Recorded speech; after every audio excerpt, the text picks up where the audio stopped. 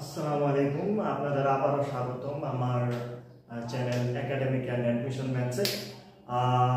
গত ভিডিওতে আমি ম্যাট্রিক্স নিয়ে কথা বলেছিলাম এবং ম্যাট্রিক্স কত প্রকার ও কি ম্যাট্রিক্স আসলে দেখতে কেমন, এর আকার, ক্রম, যোগ, বিয়োগ, গুণ এগুলো নিয়ে আলোচনা করেছিলাম। আজকে আমি ম্যাট্রিক্সের আরো দুটো গুণ নিয়ে আলোচনা করব এবং একই সাথে আমি নির্ণায়কের ধর্মাবলী, তারপর কোনো ম্যাট্রিক্সের ইনভার্স কিভাবে নির্ণয় করতে হয় সেটা দেখাবো এবং আরো দুটা স্পেশাল ম্যাট্রিক্স ব্যাপারে, তিনটা স্পেশাল ম্যাট্রিক্স ব্যাপারে আমি কথা বলবো। জয়েন্ট ম্যাট্রিক্স, ব্যতিক্রমী ম্যাট্রিক্স আর অব্যতিক্রমী ম্যাট্রিক্স। তো এই আর আমি লাস্টে একটা খুবই গুরুত্বপূর্ণ বিষয় দেখাবো যেটা কিনা বোর্ড পরীক্ষায় অনেক, সেটা হচ্ছে ক্রেমারের নিয়মে সমীকরণ জোটের সমাধান কিভাবে করতে হয়। সো আজকে আমি এসবের বিষয় নিয়ে কথা বলবো, তো আমরা ডিরেক্ট জাম্পিং করি। সো ফার্স্টে আমি যে বিষয়টা নিয়ে কথা বলবো সেটা হচ্ছে ম্যাট্রিক্সের সূচক।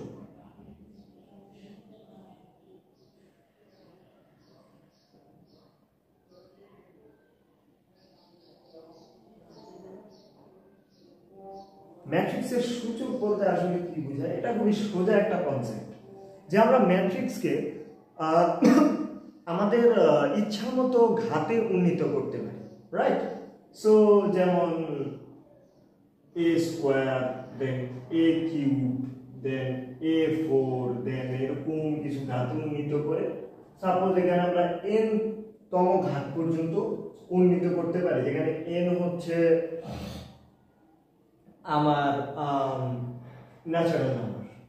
ওকে, এইটাকে মূলত ম্যাট্রিক্স, এই ছোট্ট জিনিসটাকে বলা হয় ম্যাট্রিক্সের সূচক। এটা আমরা সবাই মোটামুটি জানি, এটা একটা ইজি একটা বিষয়। ওকে, দেন আমরা পরবর্তীতে আসবো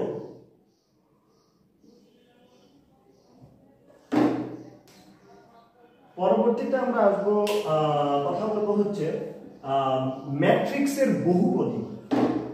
এটা খুবই গুরুত্বপূর্ণ কনসেপ্ট। ম্যাট্রিক্সের বহুপদী থেকে অ্যাটলিস্ট একটা কোশ্চেন বোর্ড পরীক্ষা থাকে। সো ম্যাট্রিক্সের বহুপদী কথাটা জানার আগে আমাদের আগে জানতে হবে যে বহুপদী আসলে জিনিসটা কি অথবা দেখতে কিরকম। সাপোজ আমরা একটা বহুপদী যদি চিন্তা করি, সাপোজ f of x, অর্থাৎ x চলক বিশিষ্ট একটা x চলক বিশিষ্ট এবং x চলকের একাক বিশিষ্ট একটা বহুপদী। সো সেটা দেখতে কেমন হতে পারে সেটা আমরা একটু দেখি।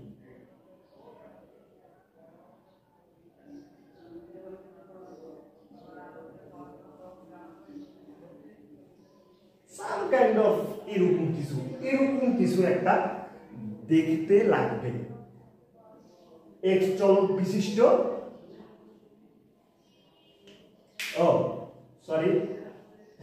x চলক বিশিষ্ট একটা বহুপদী যে সাধারণ আকার, আমি ফার্স্টে বলেছিলাম একঘাত বিশিষ্ট, x চলক বিশিষ্ট একটা বহুপদী দেখতে এরকম দেখাবে। অর্থাৎ x চলক বিশিষ্ট বহুপদীর সাধারণ আকার হচ্ছে এটা, ঠিক আছে? তো এইটাকে আমরা যদি একটা ম্যাট্রিক্স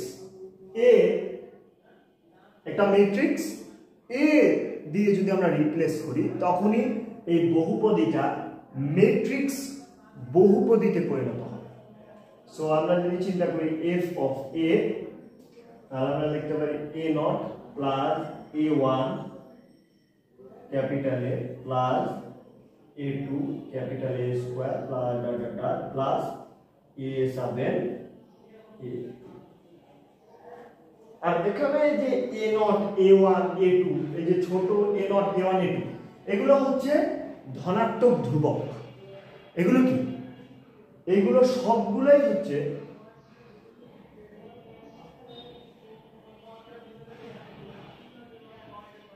ন্যাচারাল নাম্বারের প্রপার্টি।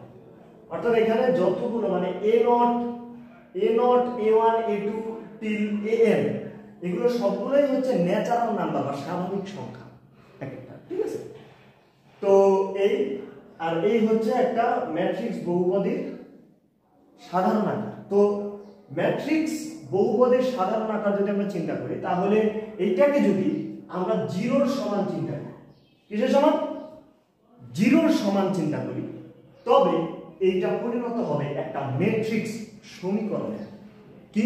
একটা ম্যাট্রিক্স সমীকরণে। আর সাধারণত তোমরা দেখে থাকবে যে ম্যাট্রিক্স বহুপদীর যে ধ্রুবপদ আছে, সেই ধ্রুবপদের সাথে একটা একক বা অভেদক ম্যাট্রিক্স গুণ আকারে কল্পনা করে নেওয়া হয়। কারণ এটা একক বা অভেদক ম্যাট্রিক্স গুণ আকারে থাকাও যায়, না থাকাও তা, মানে ওই যে একের মতো, একের সাথে যেরকম একটা সংখ্যার গুণ করলে যেরকম no change, same goes for this thing.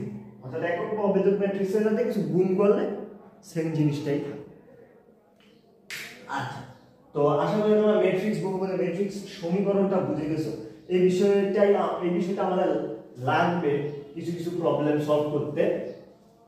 তো দেন আমরা এখন সবচেয়ে গুরুত্বপূর্ণ যে টপিক, সেটা হচ্ছে নির্ণায়ক, সেটা নিয়ে আমরা এখন আলোচনা করব।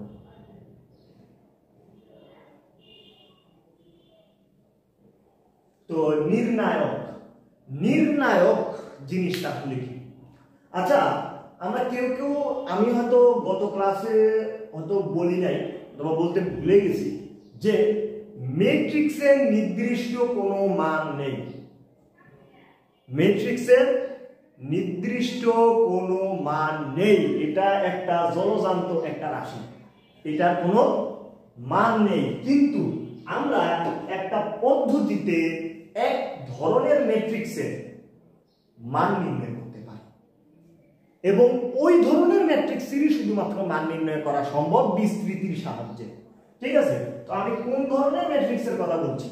যারা কিনা একটু বই পড়েছে তারা আসলে বুঝে গেছে যে আমি বর্গ ম্যাট্রিক্সের কথা বলছি।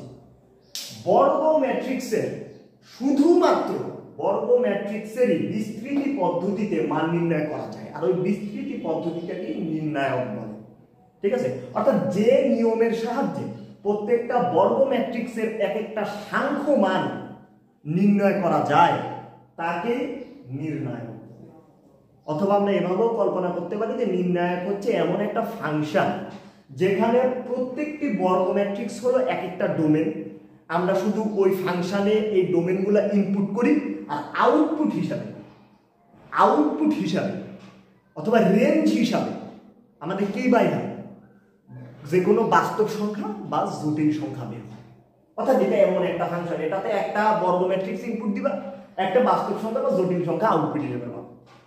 এরকম একটা ফাংশন চিন্তা করতে পারো নির্ণায়ককে। অথবা চিন্তা করতে পারো যে বর্গ ম্যাট্রিক্সের মান নির্ণয় করার পদ্ধতি, একদম সোজা সাপটা যদি আমি বলতে চাই। ঠিক আছে? তো এটাই হচ্ছে নির্ণায়ক। এখন আমরা নির্ণায়কের মানটা কিভাবে নির্ণয় করব? নির্ণায়কের মানটা, সাপোজ আমরা যদি একটা ডিটারমিন্যান্ট দেখি, ডিটারমিন্যান্টকে সাধারণত সিঙ্গেল বার দ্বারা এইভাবে লেখা হয়। তো এটা হলো a1 a2 a3 b1 b2 b3 c1 c2 c3। তো এইটা একটা ডিটারমিন্যান্ট, সাপোজ আমরা ধরে নেই। অথবা আমরা এইভাবে প্রকাশ করতে পারি একটা ম্যাট্রিক্সের একটা বর্গ ম্যাট্রিক্সের ডিটারমিন্যান্ট, বা আমরা এইভাবেও তোমাদের প্রশ্নে লেখা থাকতে পারে যে ডেপথ অফ এ নির্ণয় করা। তাও বুঝবা যে না, এটা নির্ণায়কের মানই নির্ণয় করতে বলতেছে। সো আচ্ছা, তো এটা বিস্তৃতি কিভাবে করব? আচ্ছা, এটা বিস্তৃতি করার আগে আমার দুইটা বিষয়ের আরো জ্ঞান লাগবে, সেটা হচ্ছে অনুরাশি এবং সহগুণক। কি বললাম? অনুরাশি এবং সহগুণক। আচ্ছা, তো অনুরাশি জিনিসটা আমরা একটু বোঝার চেষ্টা করি। যে অনুরাশি জিনিসটা হলো, সাপোজ আমরা এই ভুক্তির অনুরাশি বের করতে চাই, তো সেক্ষেত্রে করণীয় হচ্ছে যে এই ভুক্তিটা একই সাথে যে সারি এবং কলামে অবস্থিত, একই সাথে কোন সারি কোন কলামে অবস্থিত? অবশ্যই প্রথম সারি আর প্রথম কলামে অবস্থিত। am I right? ওই সারি এবং কলামের ভুক্তিগুলো সব বাদ দিয়ে আমরা যে নির্ণায়কটা পাই, আমি আবার বলছি যে সাপোজ আমরা এই A1 ভুক্তিটার অনুরাশি বের করতে যাচ্ছি। সো এই A1 ভুক্তিটা একই সাথে যে সারি এবং কলামে অবস্থিত ওই সারি এবং কলাম বরাবর যতগুলো ভুক্তি আছে সবগুলোরে কিক আউট করে দিতে হবে। কিক আউট করে দিয়ে যে অবশিষ্ট ভুক্তি আছে ওই অবশিষ্ট ভুক্তিগুলো দিয়ে যে গঠিত নির্ণায়ক, যে গঠিত ছোট্ট যে মিনি নির্ণায়ক যেটা এই যে এইটাকেই বলা হয় এই ভুক্তির অনুরাশি। অর্থাৎ সোজা কথা বলতে গেলে যে একটা ভুক্তি যে একই সাথে যে সারি আর কলামে অবস্থিত ওই সারি আর কলাম বরাবর সব ভুক্তিগুলো বাদ দিয়ে আমরা অবশিষ্ট ভুক্তি দিয়ে যে নির্ণায়কটা গঠন করতে পারি সেই নির্ণায়কটাই হচ্ছে ওই ভুক্তির অনুরাশি। ঠিক আছে? সো A1 এর অনুরাশি গুলি, A1 এর অনুরাশি হচ্ছে B2 B3 C1 এখন আসো সহগুণক জিনিসটা কি? আচ্ছা, আমরা একটা জিনিস এখানে জানলাম যে অনুরাশি।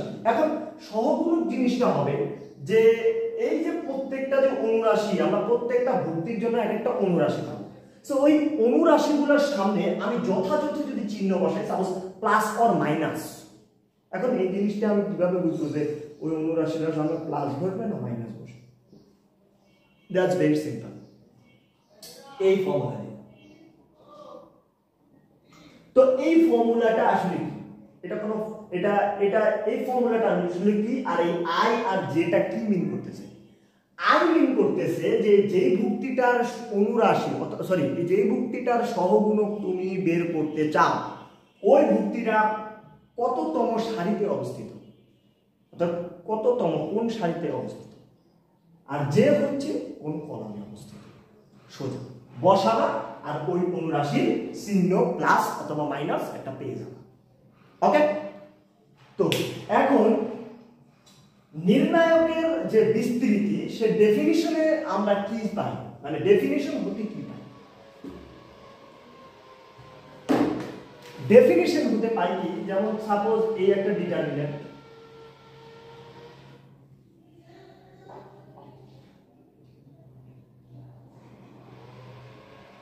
এই ডিটারমিনেন্টের বিস্তৃতি করতে গিয়ে গণিতবিদরা বললো যে এর বিস্তৃতিটা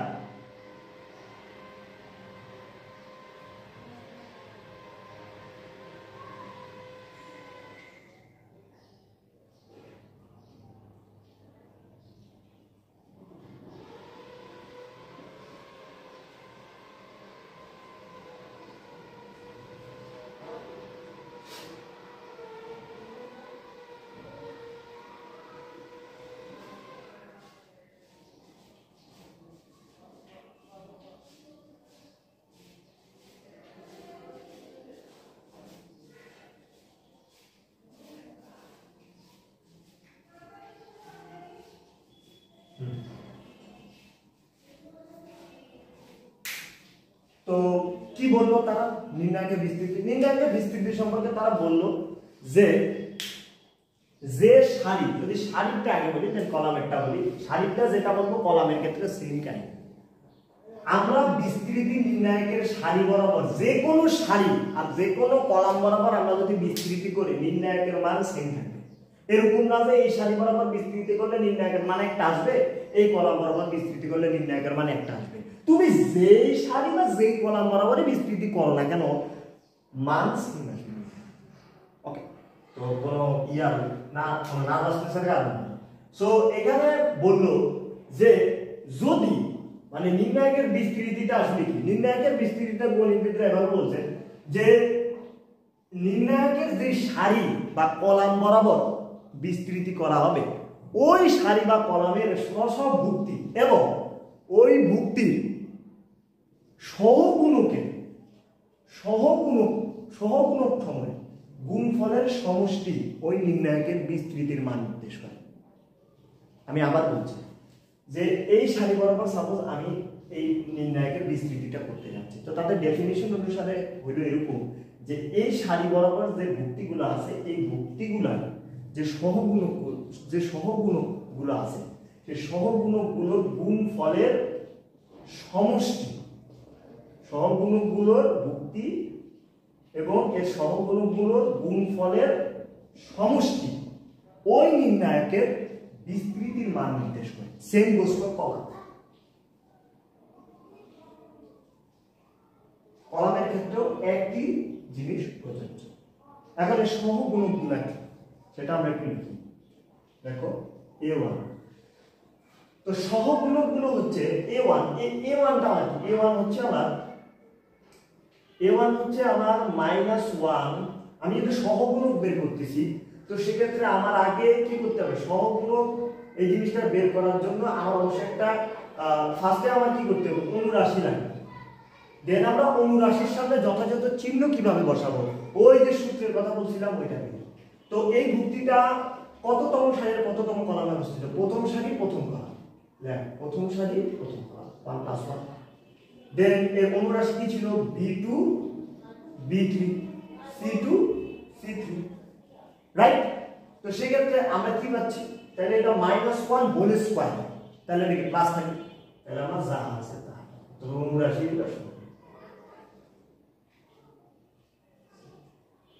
এটাই হলো আমার ক্যাপিটাল। ঠিক আছে, এই ক্যাপিটাল লেটার দ্বারা আমরা সাধারণত সহগুণকগুলোকে চিহ্নিত করে থাকি, ওকে। আর ছোটগুলো দিয়ে আমরা স্মল লেটার দিয়ে সাধারণত ভুক্তিগুলোকে চিহ্নিত করি। সো এইটাকে আমরা এখানে বসাবো।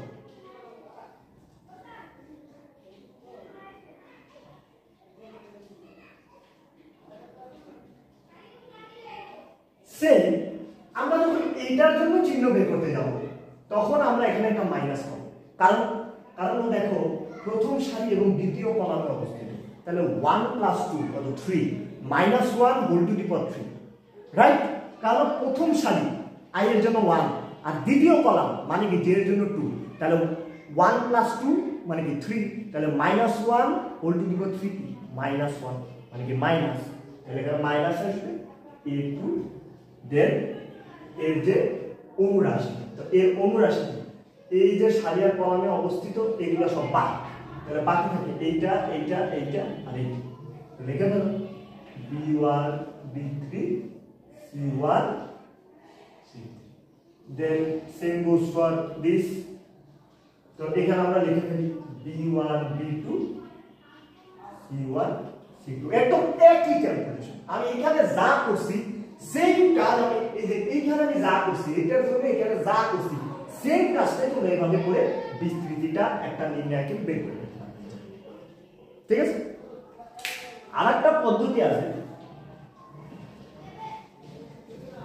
যেটা কিনা গণিতবিদ সারাস বের করছিলেন সর্বপ্রথম কোন নির্ণায়কের মান নির্ণয় করার জন্য। এটা তার ট্রিক ছিল। সো ওই ট্রিকটা আমরা একটু জেনে নিতে পারি। ওকে, দেখো ট্রিকটা কিভাবে হয়। দেখো একটা ডিটারমিন্যান্ট,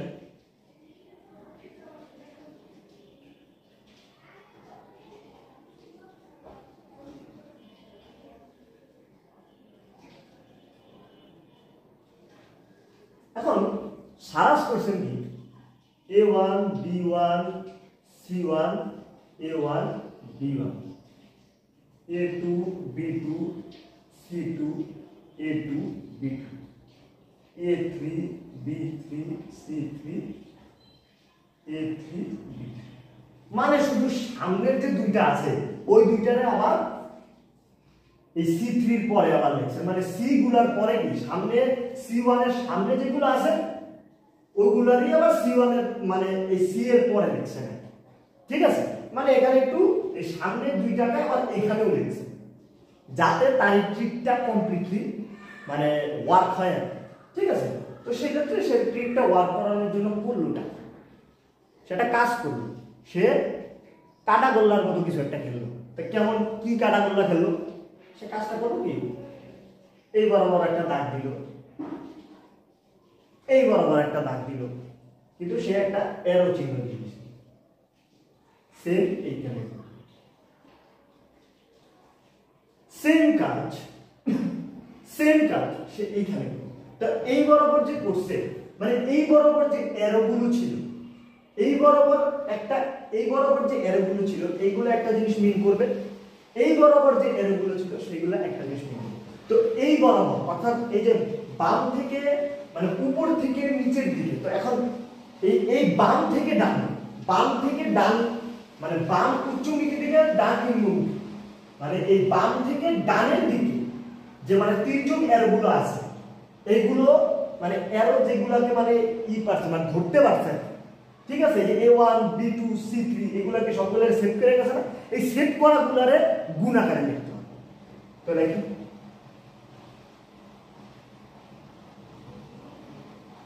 আর এই সবগুলা মানে এই মুখী যে অ্যারোগুলো আছে, এই মুখী এই তির্যকমুখী যে অ্যারোগুলো আছে এই সবগুলার সাইন হবে প্লাস, এই সাইন এই সবগুলার সাইন হবে কি প্লাস। তো সেগুলো plus B1 C2 A3 plus C1 A2 B2, এটা হচ্ছে প্রথম। এখন কমপ্লিট হয়। এখন আবার এইখান থেকে এই মুখে একটা অ্যারো ই করতে হবে, কাট করতে হবে, বললাম।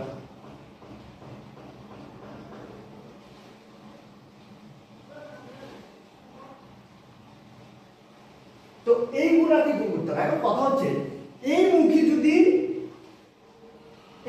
যদি প্লাস হয় তাহলে এইটা তো এর অপোজিট মুখী, রাইট? মানে অপোজিট মুখী মানে হলো যে এটা এইরকম তির্যক আর এটা এইরকম তির্যক, রাইট? মানে এটা অপোজিটই বলা হয়। তো অপোজিট যদি হয় তাহলে কি সাইন কি সেম থাকবে না অপোজিট হবে? অবশ্যই, লজিক বলতেছে অপোজিট হবে। তো সেক্ষেত্রে আমরা মাইনাস কি করব, C1 B2 A3 minus A1 C2 B3 minus B1 A2 এই হলো সারাসের ফলাফল। এইভাবে সারাস একটা নির্ণায়কের মান নির্ণয় করছিলেন। তো সারাসেরটা অবশ্য আমাদের কাছে কি একটু সহজ লাগে, তাহলে ধরো অনুরাশি সহগুণকার আমার মানে জানা হলো না, কিন্তু সারাসেরটা দিয়ে তুমি নির্ণয় করতে পারবা ঠিকই, কিন্তু তুমি যদি অনুরাশি অথবা সহগুণক না জানো তখন তুমি কিছু কিছু এমসিকিউ অথবা প্রশ্নে ফেসে যাবা। যখন তোমাকে বলবে কোনো একটা 2,1 সামথিং একটা ভুক্তির অনুরাশি নির্ণয় করো, সহগুণক নির্ণয় করো, তখন ফেসে যাবে। তুমি নির্ণয় ঠিকই এই পদ্ধতিতে বের করতে পারবো, বাট তুমি এই সকল প্রশ্নের ক্ষেত্রে ফেসে যাবে। তো সেক্ষেত্রে আমাদের তোমরা চাইলে দুই পদ্ধতিতে, বাট আই ইনসিস্ট তোমরা মেইন পদ্ধতি নির্ণায়কের যে মেইন পদ্ধতিটা আছে সেইটাকেই তোমরা মাথায় রাখার চেষ্টা করো, তাহলে এক ঢিলে 3 পাখি, নির্ণয় বিস্তৃত করতে পারবা, সহগুণক অনুরাশি হয়ে যাবে। ঠিক আছে? তো এইটা ছিল সারাসের পদ্ধতি। ওকে, সো দেন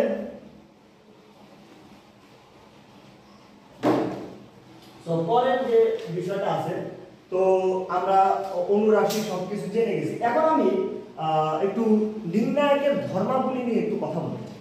ওকে, সো নির্ণায়কের অনেক ধর্মাবলী আছে, আমি মুখে বলে যাব, কিছু কিছু দেখাইতেও পারি। সো সেক্ষেত্রে দেখো, প্রথম ধর্ম হচ্ছে যে নির্ণায়কের কোনো একটি সারি বা কলামে সবগুলো ভুক্তি যদি শূন্য হয় তবে ওই নির্ণায়কের মান শূন্য হয়। কিভাবে দেখো, 0 0 0 বাকিগুলা আমি 1 1 1 দিয়ে আঁকবো। ঠিক আছে? এখন দেখো তুমি যদি এই বরাবর এই কলাম বরাবর বিস্তৃতি করো, এইটার মান অবভিয়াসলি শূন্য। আমরা ওই যে বিস্তৃতি লিখছিলাম 0 into year minus 0 into year plus 0 into এই 0 ইনটু সহগুণক মাইনাস 0 ইনটু সহগুণক মাইনাস প্লাস 0 ইনটু সহগুণক, এরকম। তাহলে आंसर তো 0, রাইট? কিন্তু আমরা যদি এই বরাবর বিস্তৃতি করি, এই সারি বরাবর, তাও কি 0 হবে? অবশ্যই 0 হবে। তোমরা চাইলে বিস্তৃতি করে দেখে নিতে পারো। তাহলে আমার প্রথম ধর্মটা কি ছিল? প্রথম ধর্মটা ছিল যে নির্ণায়কের যে কোনো সারি বা কলামের প্রত্যেকটি ভুক্তি যদি শূন্য হয় তবে ওই নির্ণায়কের মানটি শূন্য হবে। সো দ্বিতীয় ধর্ম কি? দ্বিতীয় ধর্ম হচ্ছে কোন নির্ণায়কের সারিকে কলাম এবং কলামকে সারিতে যদি পরিণত করা হয় তবে নির্ণায়কের মান অপরিবর্তিত থাকবে। অর্থাৎ আমি একটা নির্ণায়ক নিলাম, ওইটা ট্রান্সপোজ করলাম, ঠিক আছে, ওইটা ট্রান্সপোজ করলাম, ট্রান্সপোজ করলেও মান সেম থাকবে, কারণ ট্রান্সপোজ করলে তো শুধুমাত্র সারি আর কলাম বিনিময় হয়, কিন্তু ভুক্তিগুলো তো তাদের জায়গায় থাকে। অর্থাৎ ভুক্তিগুলো তো আমরা গুণ করে অর্থাৎ এখানে তো কাইন্ড অফ আমরা নির্ণায়কের ক্ষেত্রে তো শুধু গুণই করি। সো আমরা এই সারি বরাবর গুণ করি আর এই কলাম বরাবর গুণ করি। আমরা ফার্স্টে বলছিলাম আমরা যেই সারি যেই কলাম বরাবরই গুণ করি না কেন নির্ণায়কের মান সেমই থাকে। তো সেক্ষেত্রে আমরা যদি সারি আর কলাম পরস্পর বিনিময় করি তাহলে তো আমরা নির্ণায়কের মান সেমই পাবো, এটা জেনারেল লজিক। তো সেকেন্ড ধর্মকে বলছে যে নির্ণায়কের সারি বা কলাম পরস্পর পরিবর্তন করলে নির্ণায়কের মানের কোনো পরিবর্তন হয়, ঠিক আছে। সো তারপরে থার্ড ধর্মটা হচ্ছে যে নির্ণায়কের যে কোনো দুটি সারি বা কলাম পরস্পর যদি আমরা পরিবর্তন করি তবে নির্ণায়কের মান সেম বা চিহ্ন বিপরীত হয়। মান সেম নির্ণায়কের বাট চিহ্নটা উল্টে যায়। আমি তো কথা বুঝতে পারছি, উল্টে যায় বা বিপরীত। ওকে, তারপরে আসে চতুর্থ ধর্মটা বলছে কি যে আমরা নির্ণায়কে কোনো সারি বা কলামের প্রতিটি ভুক্তিকে, নির্ণায়কের কোনো সারি বা কলাম, ভালো করে কিন্তু কথা শুনতে হবে, যে কোনো নির্ণায়কের সারি বা কলামের প্রতিটি ভুক্তিকে যদি কোনো একটি স্কেলার রাশি দ্বারা গুণ করি তবে ওই নির্ণায়কটিকে সম্পূর্ণ ওই স্কেলার রাশি দ্বারা গুণ বোঝায়।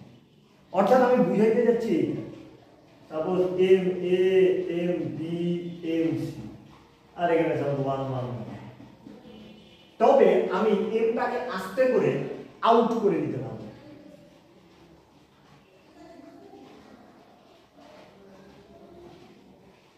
অর্থাৎ ম্যাট্রিক্সে যেভাবে সবগুলো ভুক্তির সাথে গুণ হতো, এখানে শুধুমাত্র একটা স্পেসিফিক সারি বা কলামের সাথে গুণ হলেই হবে, তাহলেই আমরা এমটাকে পুল আউট মানে স্কেলার রাশিটাকে পুল আউট করতে পারবো নির্ণায়ক থেকে, ঠিক আছে। আচ্ছা, তো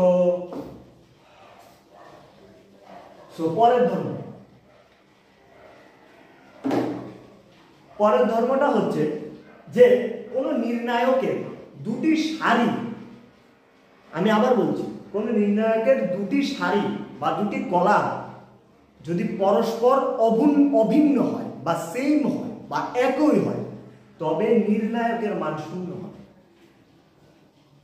আমি আবার বলছি, কোন নির্ণায়কের দুটি সারি বা দুটি কলাম পরস্পর অভিন্ন মানে সেম একই, তাহলে নির্ণায়কের মান শূন্য হবে। এটা হলো এই ধর্ম। এটা খুবই গুরুত্বপূর্ণ ধর্ম, এটা প্রবলেম সলভিং এর ক্ষেত্রে অনেক লাগে। নির্ণায়ক আমরা দেখিও না যে নির্ণায়কটা শূন্য হয়ে গেছে, মানে কাইন্ড অফ এই ধর্মটা যদি মাথায় থাকে তাহলে অনেক জটিল লুকিং নির্ণায়ক থাকে, যেটা কিনা কিছু ফ্যাক্টরি মানে ওই স্কেলার গুলো যেভাবে বের করে আমি কমন নিয়ে নিলে দেখবো যে সাথে সাথে দেখা যায় যে দুইটা সারি অথবা দুইটা কলাম সেম হয়ে যায়, তখন আমরা ডাইরেক্ট ধর্ম ব্যবহার করে জিরো লিখে দিতে পারি, তাহলে তার একটা বিস্তৃতি করে সময় নষ্ট করা লাগবে না, রাইট। সো এই ধর্মটা খুবই গুরুত্বপূর্ণ যে কোনো নির্ণায়কের দুটি সারি বা দুটি কলাম যদি পরস্পর অভিন্ন হয় তবে নির্ণায়কের মান শূন্য হবে। আচ্ছা, তো পরবর্তী ধর্ম, সাপোজ কোনো নির্ণায়কের কোনো সারি বা কলামের ভুক্তিসমূহকে দুটি সংখ্যার যোগফল বা বিয়োগফল আকারে ভুক্তিসমূহকে দুটি সংখ্যার যোগফল বা বিয়োগফল আকারে প্রকাশ করা আছে, তাহলে আমরা ওই নির্ণায়কটিকেও দুটি নির্ণায়কের যোগফল বা বিয়োগফল আকারে প্রকাশ করতে পারব। কিভাবে আমি দেখাচ্ছি।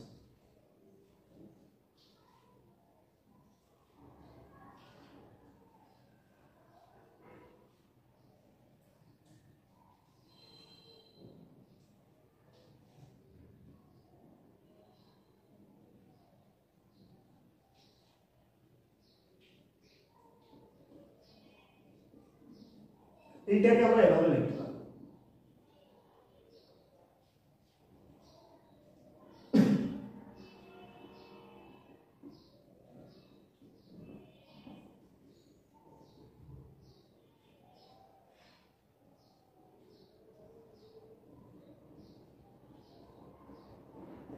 এটা অবশ্য ম্যাট্রিক্স পুরো শূন্য হয়ে গেছে ধর্ম অনুসারে, কিন্তু আমি শুধু দেখানোর জন্য আর কি বললাম যে আমরা যদি কোনো নির্ণায়কের সারি বা কলাম, কলামের ক্ষেত্রে যেভাবে প্রযোজ্য সারির ক্ষেত্রেও সেমই কথাগুলো প্রযোজ্য, আমি যত কথাগুলো বললাম, ঠিক আছে। সো কোনো পার্থক্যীকরণের কোনো দরকার নেই যে সারির জন্য একটা কলামের জন্য একটা, না এরকম কিছু না, যাহা সারির জন্য প্রযোজ্য তাহাই কলামের জন্য প্রযোজ্য। আচ্ছা, তো এই নির্ণায়কে কোনো নির্ণায়কের সারি বা কলামের ভুক্তিসমূহকে দুটি রাশির যোগফল বা বিয়োগফল আকারে যদি লেখা থাকে, তবে ওই নির্ণায়কটিকেও দুটি নির্ণায়কের যোগফল বা বিয়োগফল আকারে লেখা যাবে। সো এইটা হলো এইটা হলো একটা ধর্ম। আচ্ছা, দেন পরের ধর্ম যে কোনো নির্ণায়কের কোনো সারি বা কলামে, মানে আবার বলছি, কোনো নির্ণায়কের কোনো সারি বা কলামের ভুক্তিসমূহকে অপর কোনো সারি বা কলামের ভুক্তিসমূহের গুণিতকের সাথে যোগ বা বিয়োগ করলে নির্ণায়কের মান অপরিবর্তিত থাকে। আমি আবার বলছি, কোন নির্ণায়কের কোন সারি বা কলামের ভুক্তিসমূহের সাথে অপর কোন সারি বা কলামের ভুক্তিসমূহের গুণিতক দ্বারা যোগ বা বিয়োগ করলে নির্ণায়কের মান অপরিবর্তিত থাকে। অর্থাৎ সাম কাইন্ড অফ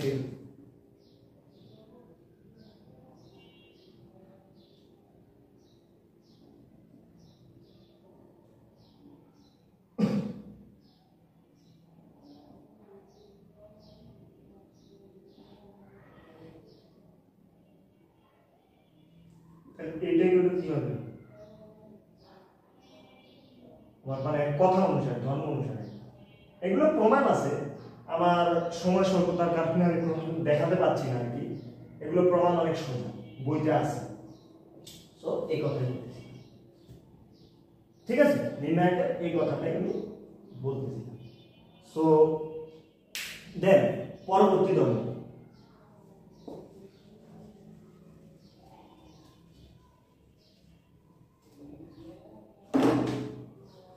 তো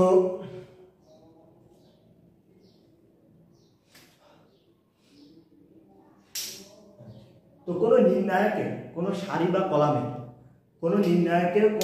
বা কলামের ভুক্তিসমূহ যদি অপর কোন সারি বা কলামের ভুক্তিসমূহের গুণিতক হয়, তবে নির্ণায়কের মান শূন্য হবে।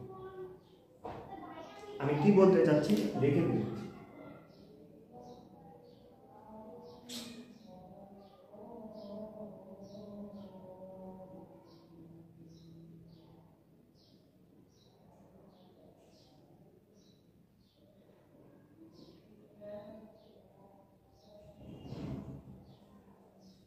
এটা কিন্তু ইজিলি প্রমাণ, তোমরা মানে ব্রেনের মধ্যেই প্রমাণ করতে পারো। সাপোজ দেখো ডিটারমিনেন্ট, এই ডিটারমিনেন্টের আমি কি করলাম, যেহেতু একটা কলামের প্রতিটি ভুক্তির সাথে এম যুক্ত ছিল, একে আমি বের করে ফেললাম। এখন দেখো তো এই কলামের সকল ভুক্তিগুলো এই কলামের সকল ভুক্তির সাথে কি মিলে যাচ্ছে না? অর্থাৎ কলাম দুটো সেম হয়ে যাচ্ছে না? তাহলে কি m ইনটু 0, 0 এর সাথে কিছু গুণ করলে কি আবার অ্যানসার হবে 0। এই কথাটাই বলতেছিলাম। অর্থাৎ কোন নির্ণায়কের কোন সারি বা কলামে যদি অপর কোন সারি বা কলামের ভুক্তিগুলোর গুণিতক উপস্থিত থাকে, তবে ওই নির্ণায়কের মান শূন্য হবে। ঠিক আছে।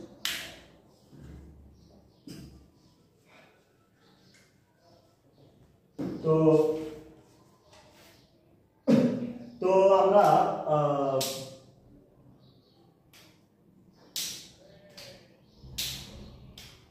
আমরা এখন আরেকটা লাস্ট আমাদের ধর্ম আছে। এই লাস্ট ধর্মটা হচ্ছে যে কোন নির্ণায়কের বিস্তৃতি যদি এরূপ করা হয় যে কোন সারি বা কলামের ভুক্তিসমূহের সাথে অপর কোন সারি বা কলামের ভুক্তিসমূহের সহগুণকগুলো গুণ করে করা হয়, তবে ওই নির্ণায়কের মান বা বিস্তৃতি শূন্য হবে। অর্থাৎ আমি বলতে যাচ্ছি যে সাপোজ কোনো একটা নির্ণায়কের সারি বা কলামের একটা সারির প্রতিটি ভুক্তি সমূহে তাদের সহগুণকগুলোর গুণফলের সমষ্টি হচ্ছে ওই নির্ণায়কের বিস্তৃতি, এটা তো বললাম। কিন্তু ওই ভুক্তিসমূহের, ওই সারিতে যে ভুক্তিসমূহ আছে ওই ভুক্তিসমূহের সহগুণকগুলো ব্যবহার না করে আমরা যদি অন্য সারির সহগুণকগুলো ব্যবহার করি তবে সাথে সাথে ওই নির্ণায়কের বিস্তৃতি শূন্য হয়ে যাবে। অর্থাৎ সাম কাইন্ড অফ, আমরা তো জানি যে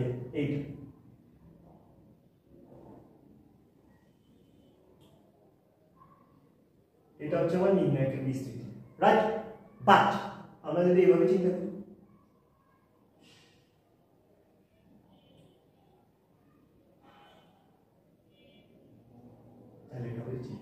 এখানে যদি তুমি C1 C2 C3 ও দাও সেম 0, ঠিক আছে? তো এটা আমাদের শেষ হচ্ছে। সো এটা খুবই গুরুত্বপূর্ণ ধর্ম, এটা থেকেও বিভিন্ন ধরনের প্রশ্ন আসে এক্সামে। তো আমরা এই ধর্মগুলো নিয়ে কথা বলেছি। এখন আমরা দুটি গুরুত্বপূর্ণ ম্যাট্রিক্স, ব্যতিক্রমী এবং অব্যতিক্রমী ম্যাট্রিক্স সম্পর্কে ধারণা নেব, কারণ এই দুটার ধারণা ছাড়া আমরা বুঝবই না যে কোন বর্গ ম্যাট্রিক্সের আসলে মানে বিপরীতীকরণ অথবা ইনভার্স নির্ণয় করা যায়, ঠিক আছে? মানে বিপরীত ম্যাট্রিক্স নির্ণয় করা যায়, ঠিক আছে? সো ব্যতিক্রমী ম্যাট্রিক্স কোনটা? ব্যতিক্রমী ম্যাট্রিক্স হবে সেই বর্গ ম্যাট্রিক্স যার কিনা determinant of A equal to 0, অর্থাৎ যেই বর্গ ম্যাট্রিক্সের নির্ণায়কের মান 0 সেটাকে বলা হয় ব্যতিক্রমী ম্যাট্রিক্স।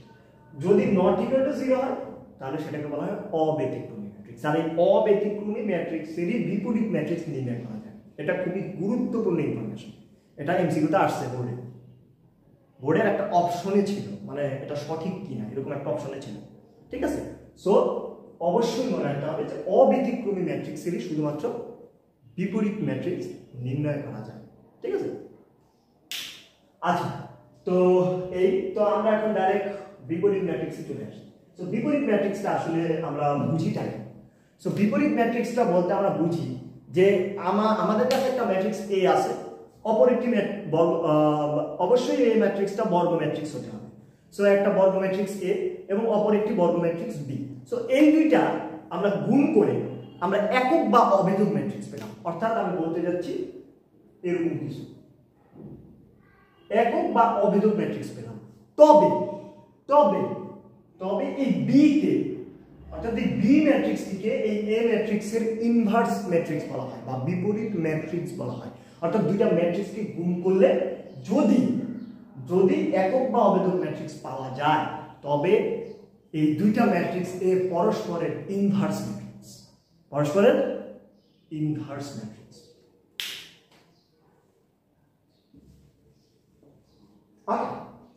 সো আমরা তো ইনভার্স নির্ণয় করা একটু শিখি যে আসলে বিপরীত ম্যাট্রিক্সটা কিভাবে নির্ণয় করতে হয়। তো সাপোজ আমরা একটা ম্যাট্রিক্স চিন্তা করি ABC। তো সর্বপ্রথম আমাদের আসলে বের করতে হবে যে আসলে ম্যাট্রিক্সটা বিপরীত যোগ্য কিনা, এই ম্যাট্রিক্সটা বিপরীত যোগ্য কিনা। তো আমাদের কি ডিটারমিন্যান্ট নির্ণয় করতে হবে। তাহলে ডিটারমিন্যান্ট যদি আমরা নির্ণয় করি তাহলে কিভাবে নির্ণয় করব? ABC 2/2 ম্যাট্রিক্সের ক্ষেত্রে ডিটারমিন্যান্ট কিভাবে নির্ণয় করতে হয়? এটার সাথে এটার গুণ, এইটার সাথে এটার গুণ, দেন মাইনাস করে দিতে হবে। কথা কি বোঝা গেছে?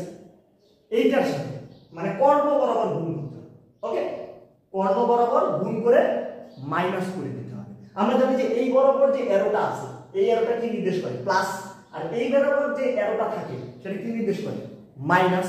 তো ওইভাবে লিখতে হবে। তো এই বরাবর গুণ করো AD, আর এই বরাবর গুণ করো BC, আর এখানে মাঝখানে কি মাইনাস, কারণ এই বরাবর অ্যারো থাকা।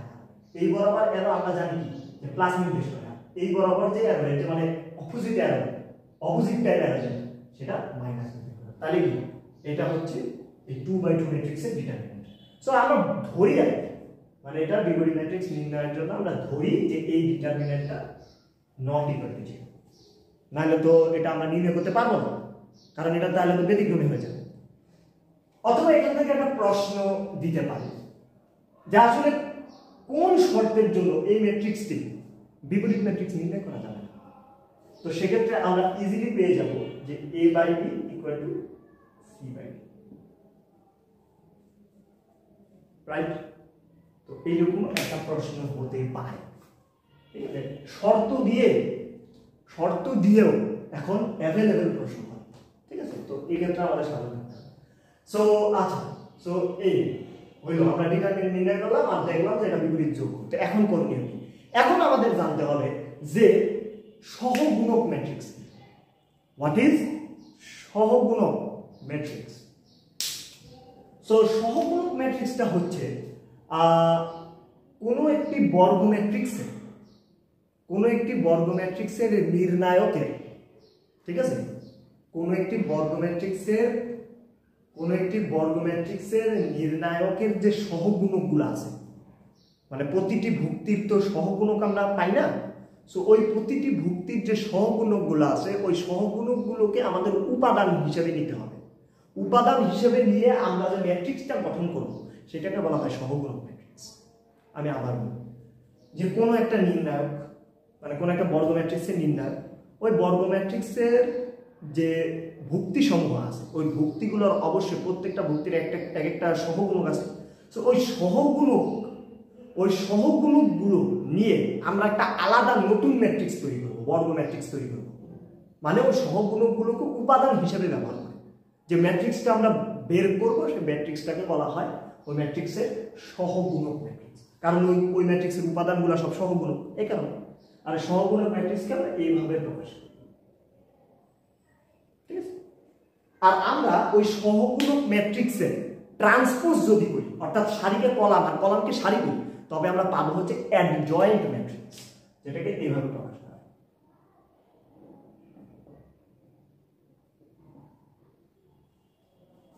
ADJ of. সো আমরা এইটার করি, মানে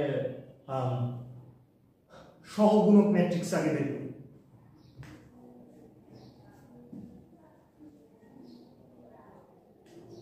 তো একটা জিনিস দেখো, আমরা জানি যে এটা সহগুণক কিভাবে বের করতে হয়। দেখো এই ভুক্তির সহগুণক আমরা নির্ণয় করতে চাই, সাপোজ A1। তো এই ভুক্তির সহগুণক নির্ণয় করতে চাইলে এই বরাবর আর এই বরাবরের ভুক্তি সব বাদ, আর বাকি ভুক্তি দিয়ে অনুরাশি এবং এর যথাযথ চিহ্ন। সো অনুরাশি হচ্ছে D, আর D এর যথাযথ চিহ্ন কি? -1 1 + 1, কারণ এটা প্রথম সারি এবং প্রথম কলামে অবস্থিত। সেম B এর ক্ষেত্রে এইটা বাদ, তাহলে C, আর O কি? প্রথম সারি দ্বিতীয় কলাম, তাহলে এটা হলো D, এটা হলো মাইনাস, দেন আসো A3 এর ক্ষেত্রে আমার কি হবে? 2 + 1, রাইট? কারণ এটা দ্বিতীয় কলাম প্রথম সারি, দ্বিতীয় সারি প্রথম কলাম। দেন এখানে কি? এই দুটো বাদ না, এই দুটো বাদ, তাহলে কি B, তাহলে কি -B। A4 হবে হচ্ছে আমার 2 + 2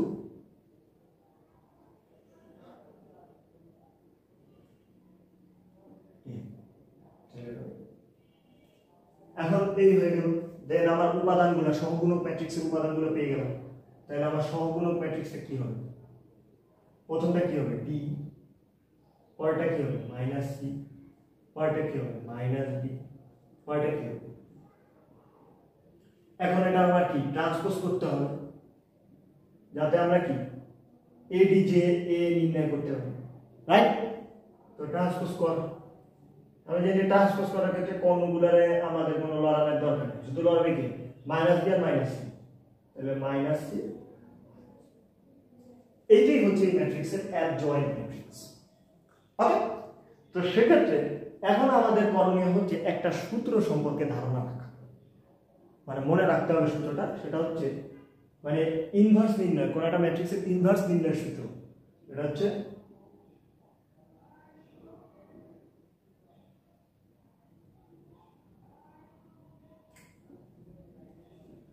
এটা হলো কোন একটা ম্যাট্রিক্সের ইনভার্স নির্ণয়ের সূত্র, অর্থাৎ ওই ম্যাট্রিক্সের ডিটারমিন্যান্টের ইনভার্স দিয়ে ওই অ্যাডজয়েন্ট ম্যাট্রিক্সকে গুণ করতে হবে, তাইলেই আমরা ওই ম্যাট্রিক্সের ইনভার্স ম্যাট্রিক্স পাবো। ঠিক আছে, সো সেক্ষেত্রে কথা মতো কাজ করে ফেলি। তাহলে এই ম্যাট্রিক্সকে আমরা এ ধরি, এ ইনভার্স তাহলে কি হবে 1/AD - BC ইনটু এটার অ্যাডজয়েন্ট হচ্ছে এটা D - B - C, এইটাই হচ্ছে এই ম্যাট্রিক্সের ইনভার্স ম্যাট্রিক্স। সেম আমরা 3/3 ম্যাট্রিক্সের ক্ষেত্রে করব, একদম সেম কাজটা আমরা 3/3 ম্যাট্রিক্সের ক্ষেত্রে করব। ঠিক আছে, একদম পদ্ধতি সেম। আমি যেভাবে এখানে সহগুণকগুলো বের করছি 3/3 তে আমি বলেছি কিভাবে সহগুণক বের করতে হয় 3/3 তে, তো এইভাবেই আমরা সহগুণকগুলো বের করব। দেন ওই সহগুণক ম্যাট্রিক্সটা ট্রান্সপোজ করে দেব, ট্রান্সপোজ করলে আমরা অ্যাডজয়েন্ট ম্যাট্রিক্স পাবো। এবং অবশ্যই ইনভার্স নির্ণয় করার আগে আমরা কি যে বর্গ ম্যাট্রিক্সেরই ইনভার্স নির্ণয় করি না কেন, এর ডিটারমিন্যান্টটা আমাদের আগে চেক করে নিতে হবে যে এটা 0 হয় না নট ইকুয়াল টু 0 হয়। 0 হলে তো বাদ, আর নট ইকুয়াল টু 0 হলে আমাদের ওই ডিটারমিন্যান্টের মানটা লাগবে, যাতে আমরা সূত্রে বসাতে পারি। আর অ্যাডজয়েন্ট ম্যাট্রিক্স তো আমরা বের করব এই পদ্ধতিতে। এই পদ্ধতিতে বের করার পর আমরা এই ফর্মুলায় বসাই দিব, আমরা আমাদের ওই ম্যাট্রিক্স বর্গ ম্যাট্রিক্সের ইনভার্স পেয়ে যাব। ঠিক আছে, তো এই হলো আমার ইনভার্স অ্যাডজয়েন্ট ম্যাট্রিক্সের সাহায্যে ইনভার্স নির্ণয়ের পদ্ধতি। ওকে, 3/3 এর ক্ষেত্রেও সেম। আমি পরবর্তীতে সলিউশন করব, মানে আমি তো প্রবলেম সলিউশন আজকে করছি না, আজকে শুধু আমি কিছু ছোটখাটো প্রবলেম দেখাবো। আমি সিকিউ সলিউশন, যেটা সৃজনশীল সলিউশন, সেটার জন্য আমি আরেকটা আলাদা ভিডিও নিয়ে আসবো। সো এই আলাদা ভিডিওতে আমি শুধুমাত্র সিকিউ গুলো তোমাদের সলভ করে দেখাবো, বিভিন্ন বোর্ডে যে কি প্যাটার্নের প্রশ্ন আসে ওগুলো নিয়ে একটু ডিসকাস করবো। পর্যাপ্ত সময়ের অভাবে আজকে করতে পারছি না, সরি। সো আচ্ছা, তো এখন আমরা অ্যাডজয়েন্ট আরেকটা পদ্ধতি আছে যেটাকে বলা হয় ম্যাট্রিক্স সমাধান পদ্ধতি। কি বলা হয়? ম্যাট্রিক্স সমাধান পদ্ধতি। সো ওই জিনিসটা কিভাবে হয়, আমরা একটা লিনিয়ার ইকুয়েশন চিন্তা করে নিই, A capital X equal to capital B. এটা একটা লিনিয়ার ইকুয়েশন, রাইট? অথবা সরল রৈখিক সমীকরণ, এর আকার হচ্ছে এটা। ঠিক আছে, তো সেক্ষেত্রে এখন আমরা এখানে এক্স এর পরিচয়, এক্স এর পরিচয় হচ্ছে এই ম্যাট্রিক্সটা, এটা হচ্ছে ক্যাপিটাল এক্স। বি, বি এর পরিচয় কি? বি হচ্ছে ধ্রুবপদ d1 d2 d3। আর এ কি? এ হচ্ছে আমাদের ডিজায়ার্ড আমাদের এ হচ্ছে আমাদের ম্যাট্রিক্স, অর্থাৎ আমরা এতক্ষণ ধরে যা ধরছি a1 a2 a3 b1 b2 b3 c1 c2 c3। এখন এটা ইনভার্স আমি আবার কিভাবে নির্ণয় করব? হাউ?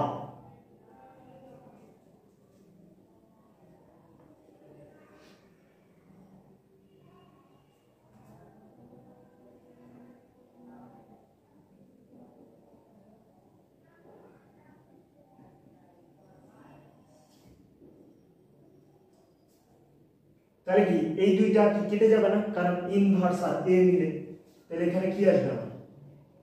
Identity matrix.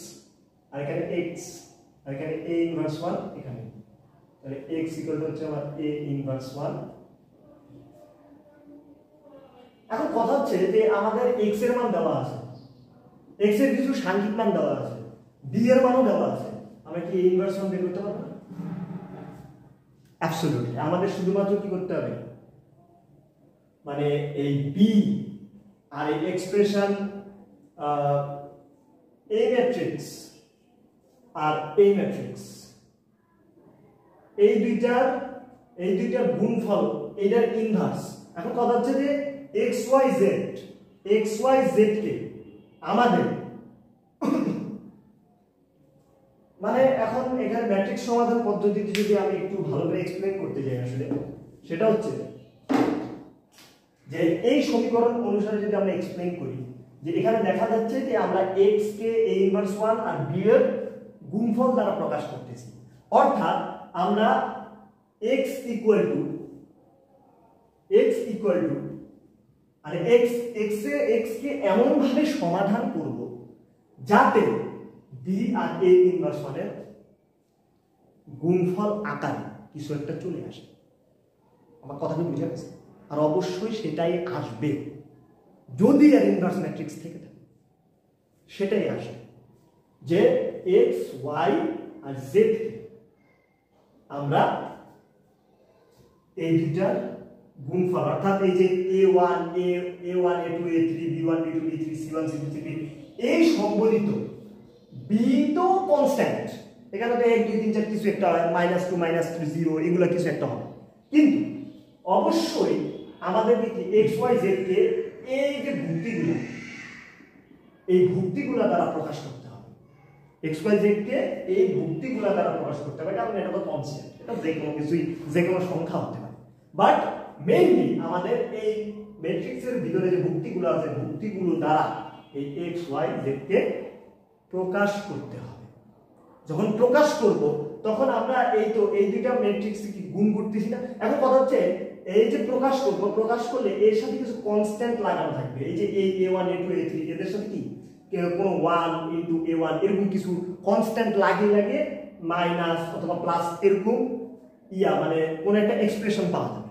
সো এই এক্সপ্রেশনটাকে আমরা কি দুটা ম্যাট্রিক্সের গুণফল আকারে আলাদা করে ফেলতে পারি, দুটা ম্যাট্রিক্সের গুণফল আকারে আলাদা করে ফেলতে পারবো, এবং মানে মেইনলি আমরা xyz কে যে a1 a2 a3 b1 b2 b3 c1 c2 c3 দ্বারা প্রকাশ করতে যদি পারি, তাইলে আমরা এই সম্পর্কতে পৌঁছাতে পারবো। এই সম্পর্কতে পৌঁছাতে পারলে আমরা এই এক্সপ্রেশনের এই যে a1 a2 a3 মানে ধ্রুবকটা তো আলাদা হয়ে যাবে, আর বাকি যা থাকতেছে সেটা কি ওই ম্যাট্রিক্সের ইনভার্স।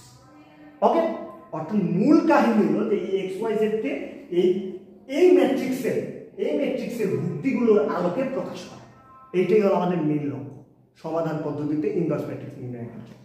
ওকে, তো আরেকটা তোমাদের পদ্ধতি আছে, সেটাকে বলা ব্লক ম্যাট্রিক্স পদ্ধতি, ওটা তোমাদের লাগবে না, ঠিক আছে? তোমরা এই দুইটা যে কোনো পদ্ধতি অনুসরণ করতে পারো, অ্যাডজয়েন্ট ম্যাট্রিক্স করতে পারো, ম্যাট্রিক্স সমাধান পদ্ধতি করতে পারো, ঠিক আছে, এজ ইউ উইশ।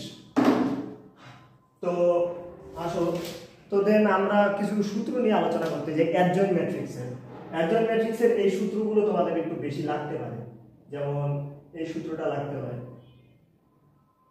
ওকে, এই সূত্র আর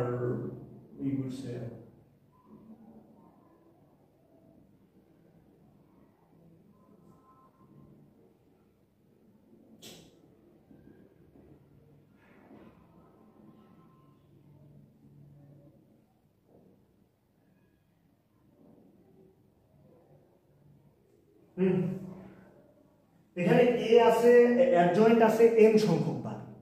কতবার এখানে ম্যাট্রিক্সের অ্যাডজয়েন্ট আছে m সংখ্যক বার, আর এটা হচ্ছে n/n ক্রমের একটা অব্যতিক্রমী ম্যাট্রিক্স, n/n ক্রমের একটা অব্যতিক্রমী ম্যাট্রিক্স।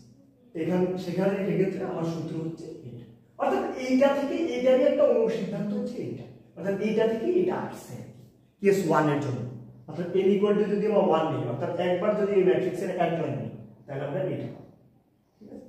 এই দুটো সূত্র খুব গুরুত্বপূর্ণ হয়। ওকে, বাকি অ্যাডজয়েন্টের জন্য আমরা কিছু ধর্ম মোটামুটি মনে রাখতে পারি। ধর্ম মনে রাখা, যেমন ধরো এইটা মনে রাখতে পারো, অর্থাৎ কোন ম্যাট্রিক্সের অ্যাডজয়েন্ট এর ট্রান্সপোজ ম্যাট্রিক্সের অ্যাডজয়েন্টের সমান, ঠিক আছে? এই জিনিসটা মনে রাখতে পারবো, এই জিনিসটা গুরুত্বপূর্ণ আছে।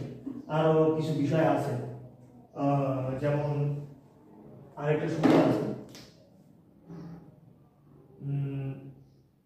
এইটা,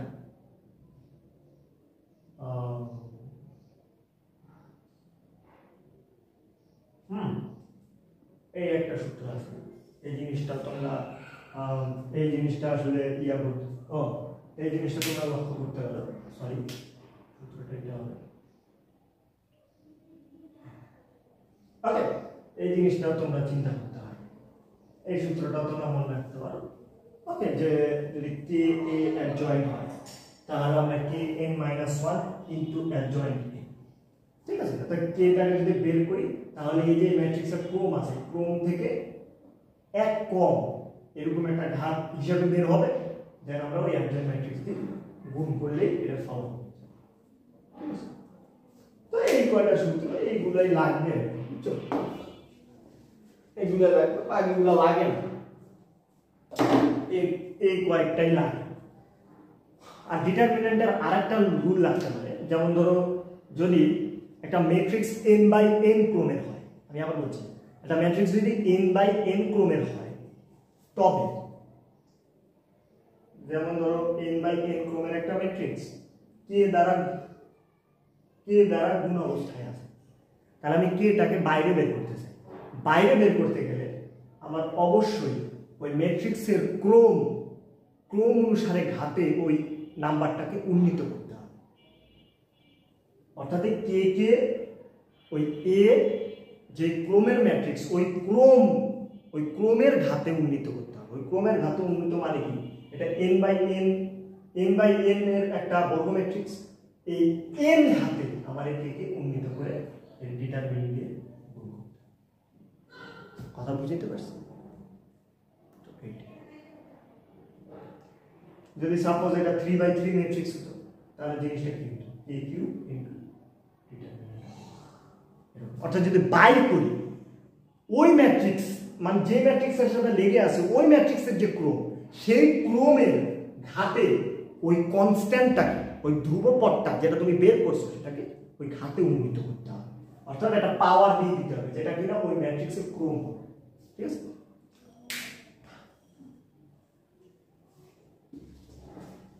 তারপর একটা গুরুত্বপূর্ণ বিষয় আছে যে তোমরা যদি কখনো এরকম কিছু একটা দেখো যে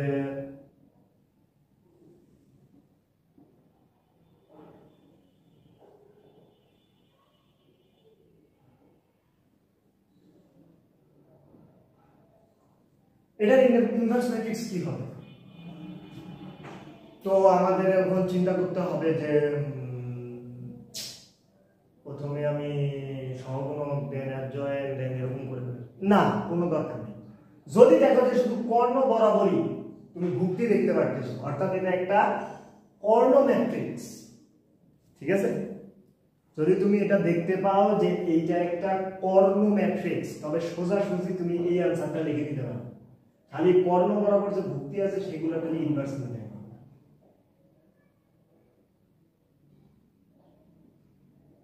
অর্থাৎ কর্ণ বরাবর যে ভুক্তিগুলো আছে সেগুলোরে শুধু তুমি উল্টায় দিবা, তাইলেই তুমি কোন একটা কর্ণ ম্যাট্রিক্সের বিপরীত ম্যাট্রিক্স পেতে, ঠিক আছে। আবার যদি তুমি এটা ডিটারমিনেন্ট নির্ণয় করো তাহলে কি করবা, তাহলে কর্ণ বরাবর সবগুলো গুণ করে দিবা। এটা যদি ডিটারমিনেন্ট নির্ণয় করো, তাহলে ফলাফল কি হবে, ফলাফল হবে যে কর্ণ বরাবর যা আছে সবগুলোর একসাথে গুণ করে দাও, গুণ করে দিলে आंसर কি এ বি। এরকম শর্টকাট বিষয় একটু মাথায় রাখতে হবে, তাহলে এমসিকিউর ক্ষেত্রে আর কি সময়টাকে বাঁচানো যাবে, ঠিক আছে। তারপরে আসো, তারপর আমরা বিপরীত ম্যাট্রিক্সে কিছু ধর্ম নিয়ে আলোচনা করি। যেমন এর যদি ট্রান্সপোজের ইনভার্স না হয় তাহলে এর ইনভার্সের ট্রান্সপোজ সেম হবে, ঠিক আছে। দেন আমরা যদি দেখি কোন একটা ম্যাট্রিক্সের ইনভার্সের ইনভার্স না হয় তাহলে মূল ম্যাট্রিক্সকে ফিরে পাওয়া যায়, এটা ইজি কনসেপ্ট। তারপরে আমরা যদি কোন একটা ম্যাট্রিক্স এ বি এর ইনভার্স নির্ণয় করি তাহলে ওই ইনভার্সটা এর সমান, অর্থাৎ বি এর ইনভার্স ইনটু এ এর ইনভার্স, ওকে।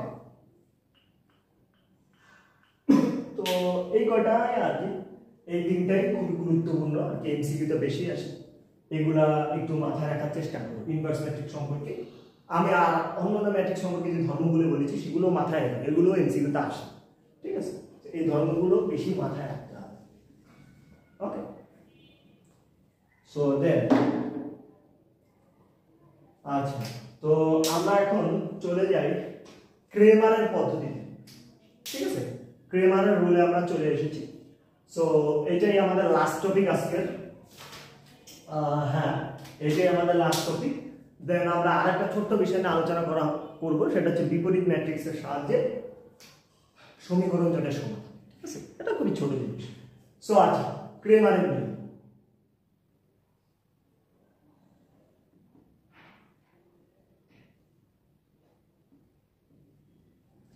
তো ক্রেমারের নিয়মটা হচ্ছে, সাপোজ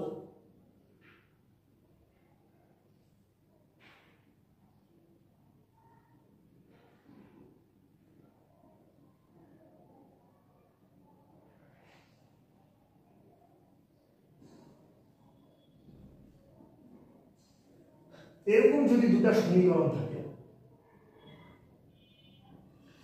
যদি দুটা সমীকরণ থাকে, তাহলে ক্রেমার বলছেন যে এই দুটা সমীকরণের সমাধান হবে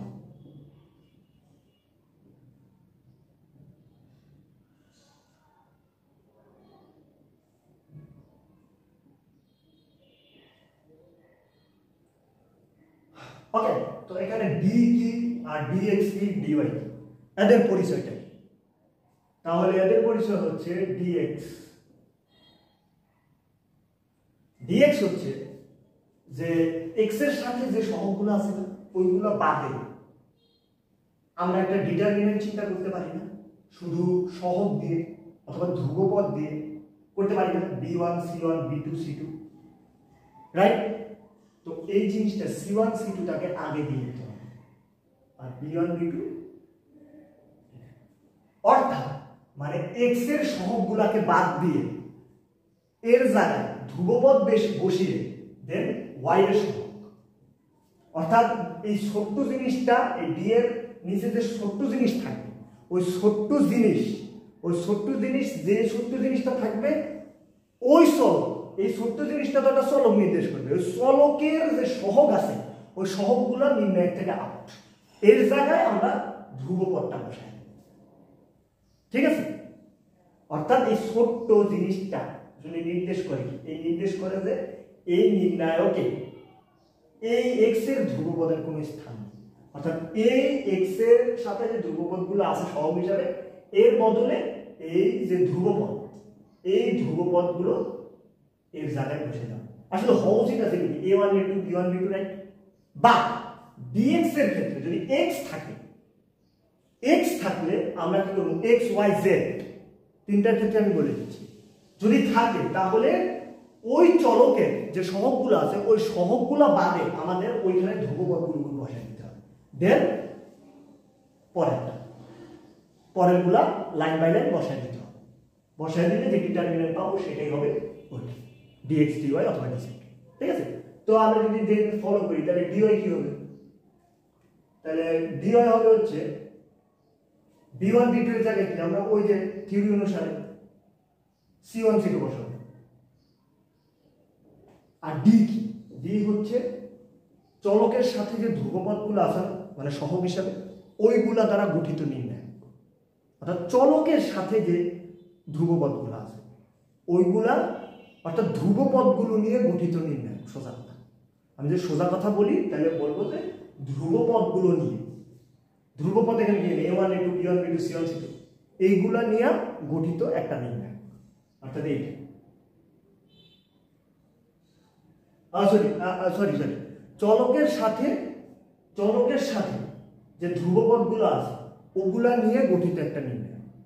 ঠিক আছে, আমি আবার বলি, চলকের সাথে যে ধ্রুবপদগুলো আছে ওইগুলা নিয়ে গঠিত নির্ণয়, নট এই ধ্রুবপদ, এটা কিন্তু না জানা। যেহেতু সমীকরণ দুইটা ডিটারমিন্যান্ট হবে 2/2 বর্গ ম্যাট্রিক্সের, সবসময় এই জিনিসটা মাথায় রাখলেই আমরা ডিটারমিন্যান্টটা গঠন করতে সোজা হবে।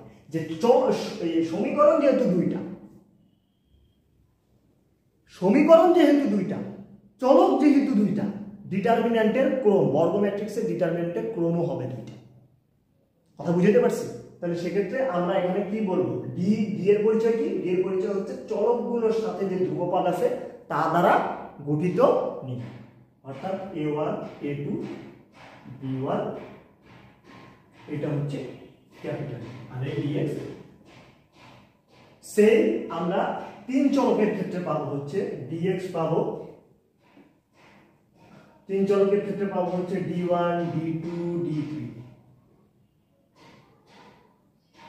b1 b2 b3 c1 c2 c3, এটা dx, দেন আমরা dx মানে তিনটা সমীকরণ যদি এরকম মানে তিন চলক বিশিষ্টের ক্ষেত্রে এটাই বেশি লাগবে আর কি, দুই চলক বিশিষ্টের ক্ষেত্রে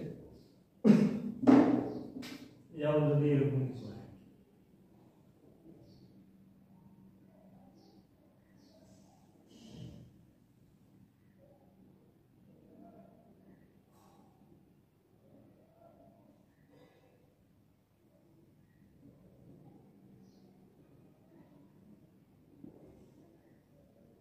ঠিক আছে, এই ক্ষেত্রে যদি হয় তাহলে আমরা এই দুইটা জিনিসটা আছে, এই দুইটা জিনিসটা আছে, শুধু একটা জিনিস একটু জোড়া লাগে দিতে হবে।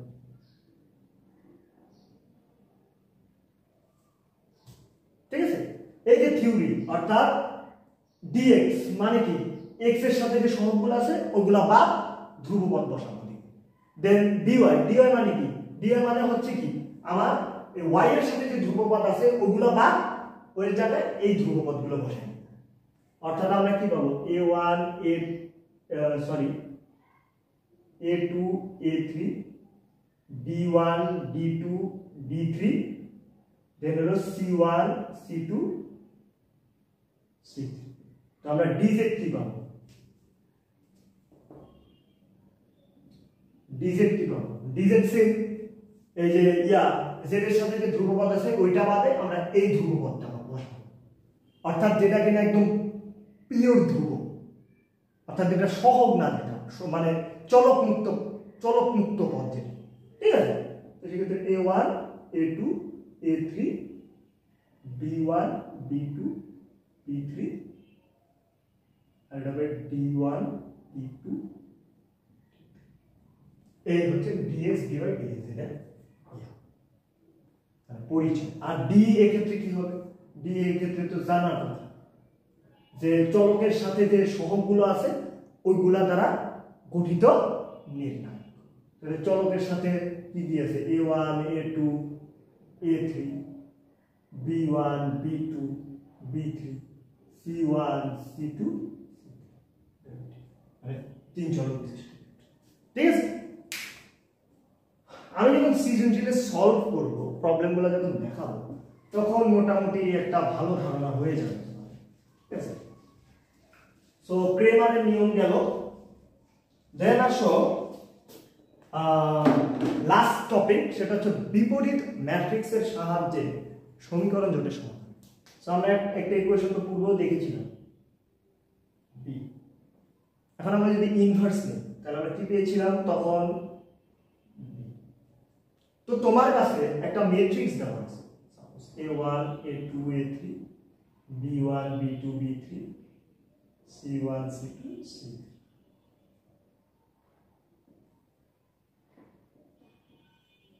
একটা ম্যাট্রিক্স দেওয়া আছে, দেন আরেকটা ম্যাট্রিক্স দেওয়া আছে ধ্রুবপদ d1 d2 d3। তো আমরা এটা যদি ইনভার্স নির্ণয় করতে পারি এই ম্যাট্রিক্সটা, এবং আমাদের কাছে আরেকটা ম্যাট্রিক্স বি দেওয়া আছে, এই দুইটা গুণ করলে আমরা এরকম একটা কলাম ম্যাট্রিক্স পাবো। এইরকমই একটা কলাম ম্যাট্রিক্স যদি পাই, সাপোজ আমরা এ বি সি এর ফলাফল পেলাম, মানে এই এ ইনভার্স এর ইনভার্স পেরা আর বি এর সাথে গুণ কইরা আমরা ফলাফল এইটা পেলাম। দেন আমরা ওই যে ম্যাট্রিক্স সমতা এর সাহায্যে আমরা কি ফলাফল পাবো, x = a y = b z = c। Matrix সমতা করে, ম্যাট্রিক্স সমতা আমি যা বলছিলাম, ঠিক আছে, ওইভাবে আমরা এভাবে x y z এর সমাধান অর্থাৎ সমীকরণ জোটের সমাধান নির্ণয় করতে পারি। ঠিক আছে, তো এটাই। এখন আমি কিছু কুইকলি কিছু প্রবলেম দেখাবো, ছোট ছোট প্রবলেম আর কি আজকে, দেন আমি বড় প্রবলেমে যাব। আচ্ছা, তো আমাদের এখানে একটা ম্যাট্রিক্স দেওয়া যায় 2 1 -1 আর বি দেওয়া আছে বি দেওয়া হচ্ছে 2 0 3। ঠিক আছে,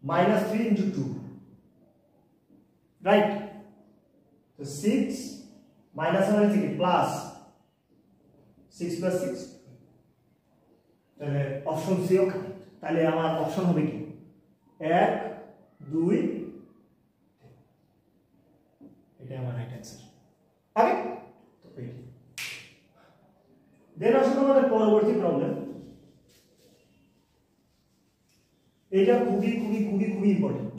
এটা এমসিকিউতে কোনো বারই এটা মিস যায়, কোন না কোন বোর্ডে এই টাইপের এমসিকিউ আসে, একদমই আসে। তো এটা আমি দেখাচ্ছি।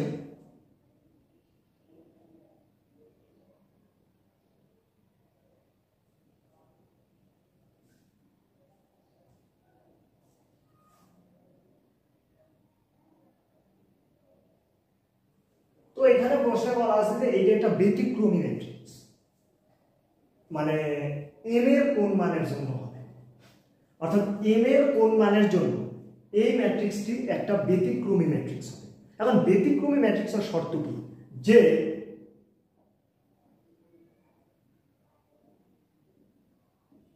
এর ডিটারমিনেন্টের মান 0 হবে, আমি রাইট? সো ডিটারমিনেন্ট নির্ণয় করি m ইনটু m মাইনাস 2, এটার সাথে দেখো minus m minus 2 into minus 1 equal to 0, আমি রাইট? তো মাল্টিপ্লাই করো m square minus 2m plus m minus 2 equal to 0, আমি রাইট? তো আমাদের ভাঙাই আছে ঠিকমতো, ঠিক আছে? আমাদের ঠিকমতো কিন্তু ভাঙাই আছে, আমাদের এখন আর ওই ইয়া করে মিডল টার্ম করা লাগে না। কারণ দেখো m কে আমরা কমন নিলে m মাইনাস 2 প্লাস 1 না m মাইনাস 2, মিডল টার্ম হয়ে গেল ইজিলি। তো আমার হয়ে গেল m minus 2 into m plus 1। তাহলে m এর আমার দুইটা মান, একটা হচ্ছে মাইনাস 1 আর একটা এটাই অপশনে আছে, এটাই রাইট। তো শর্ত যে কত বড় একটা রোল প্লে করে এটা আমরা এই প্রবলেমটা সলভ করে আসলে বুঝতে পারলাম। তো আজকে এ পর্যন্তই, এতক্ষণ আমার সাথে থাকার জন্য ধন্যবাদ। আর আমার চ্যানেলকে লাইক এবং সাবস্ক্রাইব করবেন এবং রেকমেন্ড করবেন এবং আমাকে বেশি বেশি এনকারেজ করবেন যাতে আমি আরও ভিডিও আপনাদের সামনে আনতে পারি। তো নেক্সট ভিডিও, গুড বাই।